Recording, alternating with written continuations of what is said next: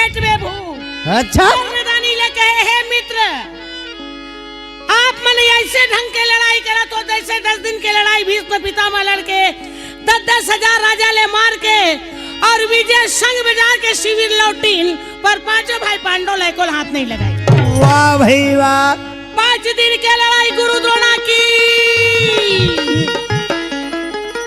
बाण के वर्षा मुर्दा के ढेर लगा दिन। अच्छा पांचों भाई पांडव ले को वाह भाई वाह। 17वां दिन के लड़ाई तोरो निकलत का। अच्छा 1 दिन के लड़ाई तो तोर पार हो गए, हाँ? अब ये 2 दिन के लड़ाई बाकी है। वाह भाई। कैसे के मारा